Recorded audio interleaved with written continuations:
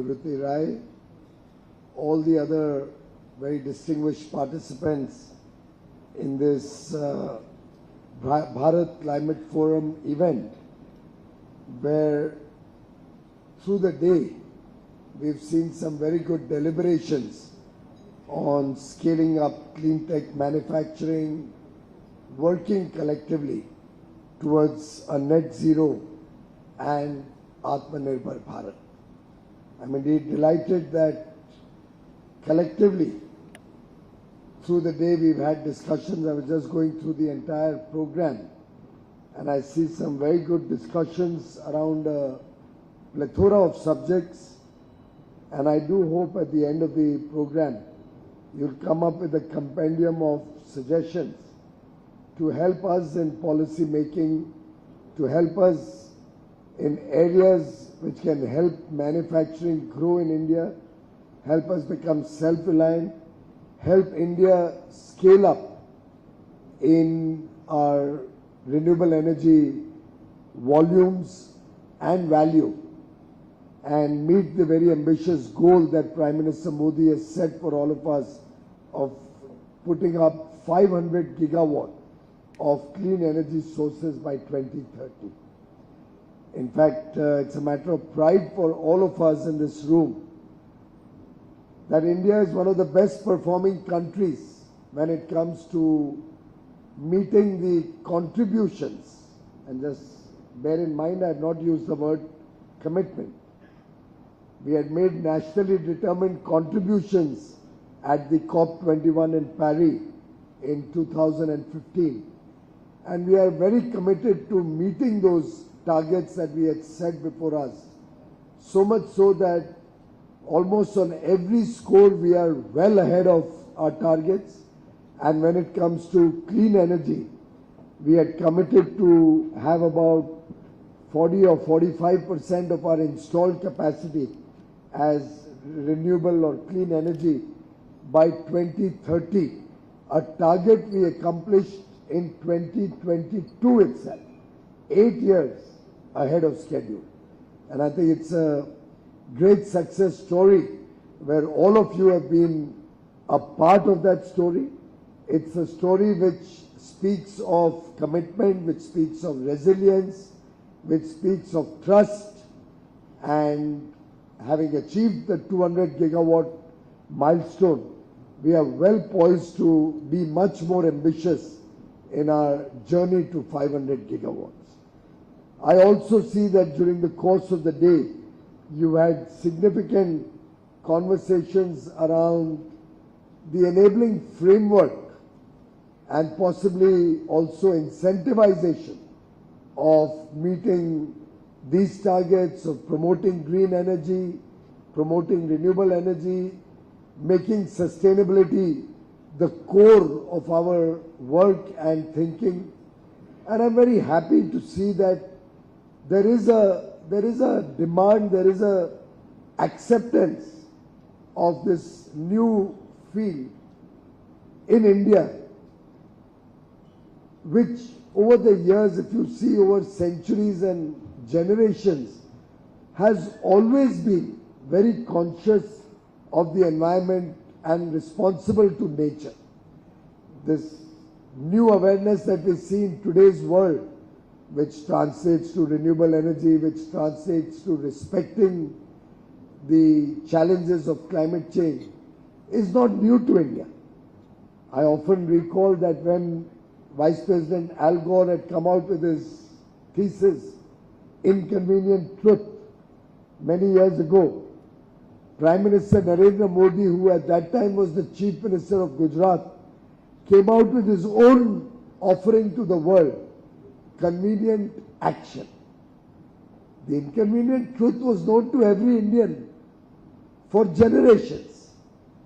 We knew that unless we respect and recognize the importance of nature, one day it will come home to bite. And while the Western world may have come to realize the problems of the inconvenient truth maybe 30 years ago or 20 years ago, we in India believe in action. And I still remember in the early days as Chief Minister of Gujarat, when Prime Minister Modi adopted solar power, and Gujarat was one of the first states to start developing solar power farms to produce solar power, there was a lot of criticism. It was expensive at that point of time. Scale being small and most of it imported, the cost of power at some point of time had gone as high as probably 16 or 18 rupees per kilowatt hour. But Prime Minister Modi, or at that time Chief Minister Modi, recognized the importance of putting your feet into the water before you can swim. And he recognized that unless we make some humble beginnings, even at a much higher cost, we'll never be able to aspire for much bigger targets. And look at the transformation of the India story. Ajay Mathur has been a part of this journey at least all through the 10 years that I've been in government. He was the Director General of the Bureau of Energy Efficiency when I became the Minister for Power and Renewable Energy way back in 2014. And I still remember some of the wonderful initiatives that Prime Minister Modi had encouraged us to launch, whether it was the reverse auctions, which helped us bring down the cost of solar power, wind power, all these sources of power from very high costs to as low as 2 rupees 41 paisa at that time. Just about 2 rupees 41 paisa per kilowatt hour. And from those high levels, when I came in, I think even at that time, wind power was at about 5.5 rupees and solar power was anywhere between 5 and 6 or 7 rupees, different parts of the country. And I still recall hours and hours of meetings running into late night engagements with various stakeholders to see how we can make it more competitive, make it a compulsive case for our distribution companies also to accept. Because unless we were able to bring down the prices to below the cost of thermal power, below the cost of coal-based power, India could never have reached the level of 200 gigawatt today.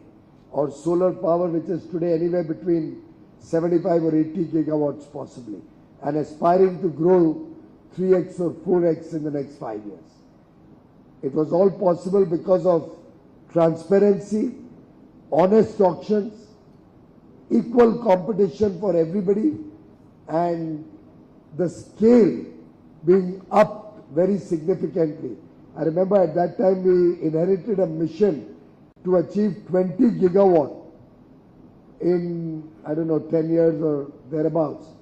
But we scaled it up to say we will achieve 100 gigawatt of solar power, 5x. That was one of the first decisions that Prime Minister Modi took way back in 2014. And as was his mantra in Gujarat, speed, scale and skill.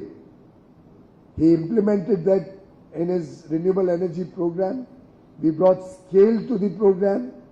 We deftly and very skillfully navigated the whole process, and we brought speed to make growth happen. And at 2 rupees 41 paisa, which was probably the price we discovered by the second or third auction itself, we were able to make it a compulsive case for distribution companies.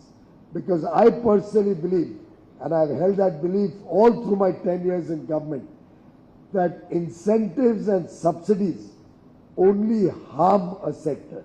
With due respects to the earlier speaker before me, Mr. Manjeet, I think it was, who was talking about incentives and subsidies. Manjeet Puri ji, the former ambassador of India to the EU, I think he has left the room, but he's still there. I think आपको EU का influence कुछ ज़्यादा पड़ गया है मंजीत जी. भारत का जो model है वो self sustaining है. We stand on our own feet, and my own belief is that subsidies and incentives are detrimental to the long-term growth and development of this sector. At best, the PLI scheme can help us kickstart the process, can help us give an initial boost, but ultimately we have to accept that industry has to stand on its own feet. Business has to be a good business case, an economically viable proposition, and anything force-fed, anything working on mandates is bound to fail. And I would like to recall a success story that both Ajay and I have shared on many occasions. Possibly some of you have heard me before, and I seek your pardon and your indulgence for repeating the story. But the LED bulbs program, about which I think you probably might have mentioned in your earlier engagement, was successful. The engagement to bring LED into every home and every office, every commercial establishment, every street light was successful because the first decision that we took was to remove the subsidy that was being given to every person or every bulb that was sold, every LED bulb that was sold.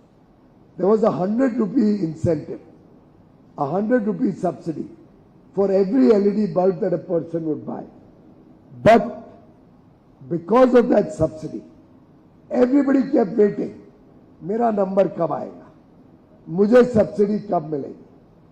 The total amount of subsidy was 9 crore rupees in 2014. 9 crore में से 3 crore was towards administrative costs. Because moving a subsidy across the whole country, you need a whole paraphernalia. So we were left with 6 crores.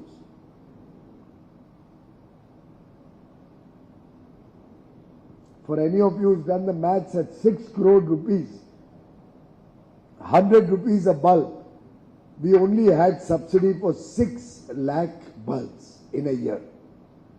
And if the whole country today of 140 crores, you also in the earlier panel were talking of the large Indian population as a strength. Well, if 140 crore people waited for a subsidy which was given to 6 lakh bulbs in a year, I think in the next 5,000 years we would never have gone into LED bulbs. And one of the first decisions on file I took was to eliminate that subsidy. Then we engaged with all the stakeholders. We found the government was procuring these 6 lakh bulbs at 310 rupees per bulb, plus taxes. And 310 rupees plus taxes at that time came to about 450 or 475 rupees. We added logistics, transport, distribution cost, marketing cost. Reaching it to the last person, it came to some 600-700 rupees a bulb. उसके बाद 100 रुपए subsidy से 500-550 रुपए में मिलता था. I still remember my wife furnishing our home in 2012 and putting in LED bulbs at that time at costing more than 1,000 rupees a bulb. At that time, it was a fashion statement to have LED lighting with all the soft hues, different colors, ability to do dim lighting and all of that stuff. In a period of barely a year, Ajay, the cost of 310, not even a year, I think the third or fourth iteration, a 8 watt bulb, which we were buying for 310 rupees, was replaced with 12 watt bulbs, giving 50% more illumination at 38 rupees per bulb. Almost 85% lower cost. And what did we do? Different from what was happening before 2014. A, since there was no more an incentive, there was no more a restriction of 6 lakh rupees, EESL, Energy Efficiency Services Limited, which was a part of our ministry, started taking out bids for large quantity of bulbs. The first was 50 lakhs, Second was 1 crore. Third was probably 2 or 3 crores. My memory fails me. By the third iteration, the world's largest lighting company, and I'm saying this so that we didn't compromise on quality ever. By the third iteration, we got an offer of 38 rupees from Philips, the world's largest lighting company. And what did we do? All our purchases were transparent. There was no rent seeking. There was economies of scale. We guaranteed payment in 60 days or 30 days. We guaranteed payment in 30 days into the bank account of the supplier through an RTGS. Before that, the payment was spread over 5 years. Because government doesn't trust stakeholders. Government doesn't trust suppliers. So they used to have a 5-year payment term. I remember one of these suppliers, I think probably it was Crompton Greaves, whom I asked, what should I do to make the price more attractive? He said, just start paying us the money. Because when you pay us over 5 years, that many visits to your office, that much inconvenience, we almost write off half the amount. Ye wo to kabhi paisa aana hi nahi hai. You pay us on time. I said, what will be the value proposition if you pay us, if we pay you in 30 days? He said, at least 75 to 100 rupees. Can you imagine? ये तो banker बैठे हैं यहाँ पे हमारे पास. Cash is king, yeah. Just like Singh is king. We just saw that movie again 5-6 days back. Really loved it. And look at the impact it had on the country. By 2017 or 18, with zero subsidy, LED had become a part of our normal lexicon, a part of our normal life. And I think by 2019, if somebody went out to buy the old incandescent bulbs, you'd probably not find it in any store. You'd have to go to an antique store selling antique equipment to get an incandescent bulb. And today LED bulbs would be what, 40, 50 rupees in the market? And the world's largest adoption of LED was started in India.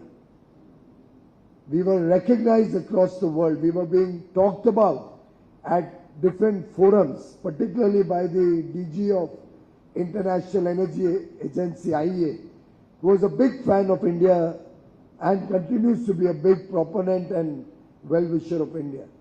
He used to go around the world to all the European countries to tell them, why can't you do what India, a developing nation, could do in such a short span of time. I'm sharing this with you only to tell you, business and opportunities await you. We have to think innovatively. Of course we need to do R&D. Of course we need innovation. Of course we need to invest in manufacturing. I'm happy that they've launched the Bharat Clean Tech Manufacturing Platform.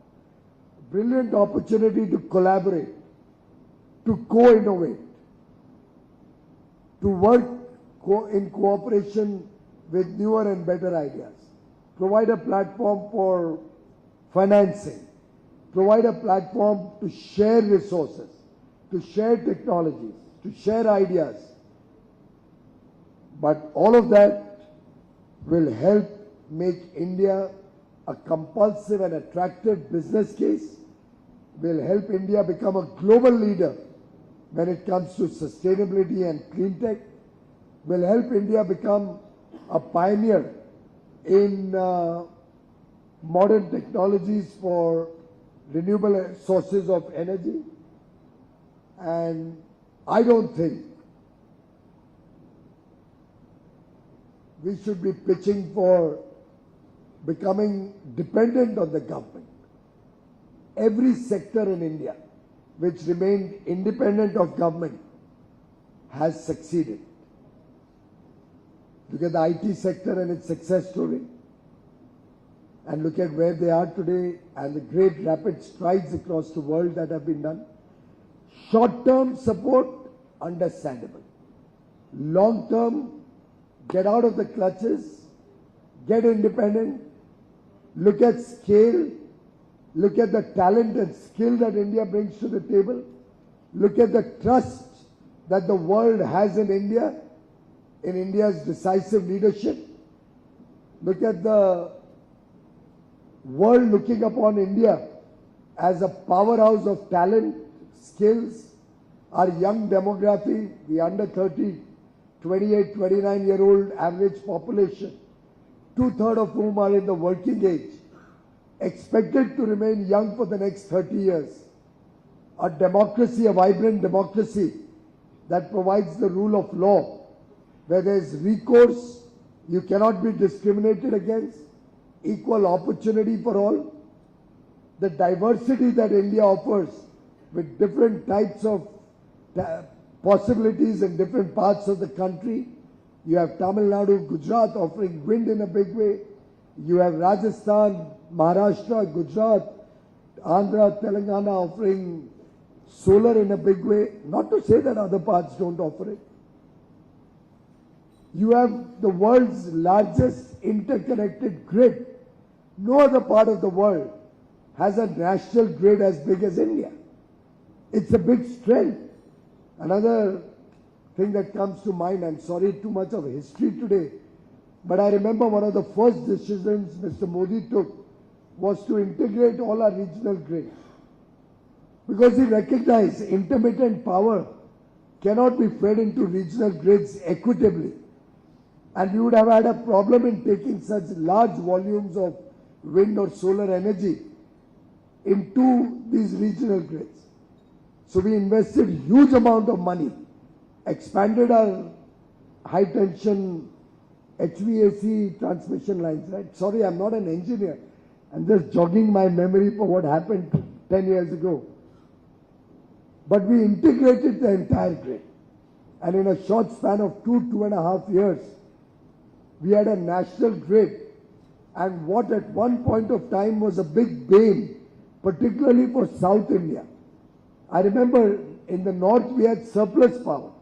In South India we were paying as high as 12 rupees, 13 rupees per kilowatt hour, particularly in peak hours, because of huge shortages. Kerala, Tamil Nadu, Andhra, Telangana, huge shortages. Even Maharashtra in peak hours had shortages. We had meetings with all the officials trying to sort this out. But Mr. Modi said, let's connect all those grids. And as soon as the connection of all the grids into an integrated whole was finished, we saw the power being available even in South India and southern states at the same 2.5 rupees per unit per kilowatt hour in non-peak hours and about 3.5 rupees in peak hours. Look at the transformation that caused for the availability of equitable power for every part of India. And I still remember a conversation we had sometime back in the US with all the deep tech companies and the artificial intelligence and data center investors. Why is India their most attractive destination today? A, we have this large interconnected grid which increases the reliability of power, and they desperately need reliability of power if they want to bring data centers to any part of the world.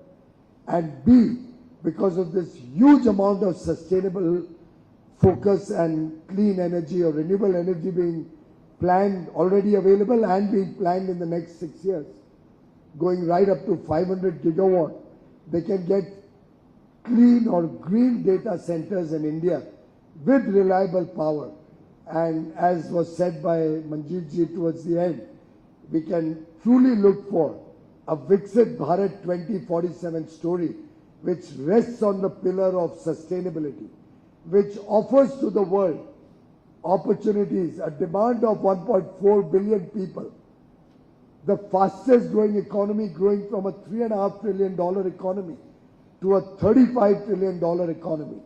So a young population under 30 adding $30 trillion in less than 30 years to the Indian economy, providing the world the largest business opportunity ever seen by mankind. That's the India story that we have to take to the world. That's the Viksit Bharat, the prosperous Bharat that Prime Minister Modi is burning the midnight oil and spending day and night, putting in 3 times more energy, working 3 times harder in his third term for 3 times bigger outcomes. That is the new India to which we are all waking up, to which we are all proud, in which we are all proud to be stakeholders. My best wishes to all of you and to the Bharat Climate Forum as we grow into a prosperous, inclusive and sustainable Bharat. Thank you very much.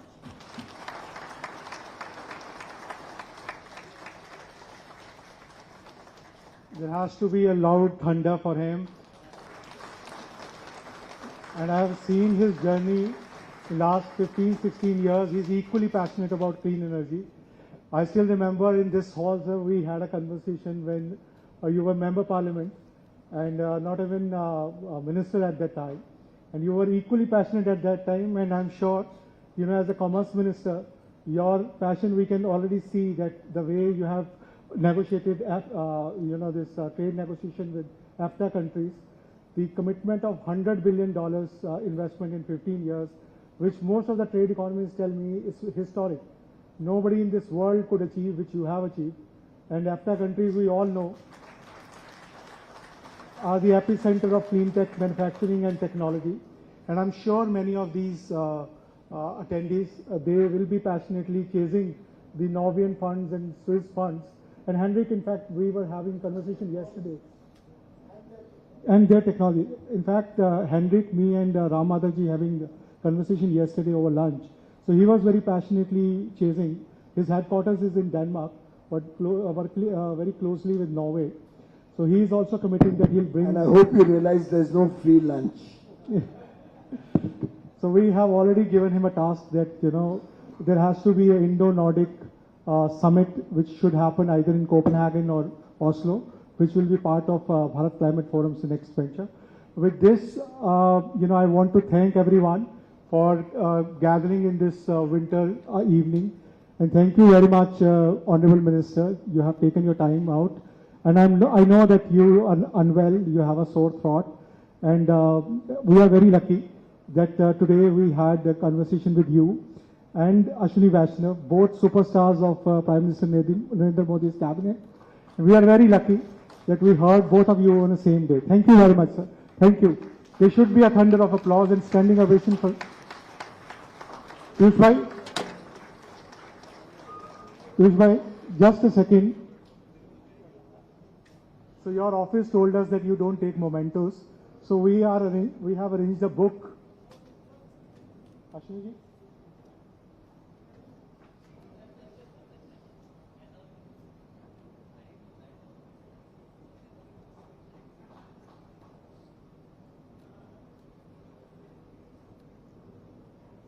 So this is Sumant's book on fossil free. I'm sure he must have handed over to you.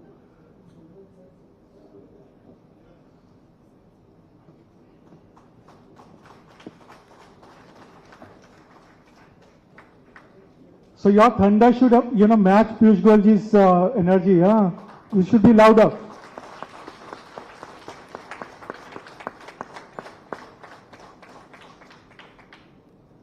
Thank you, Honorable Minister. So we are breaking for dinner and thanks.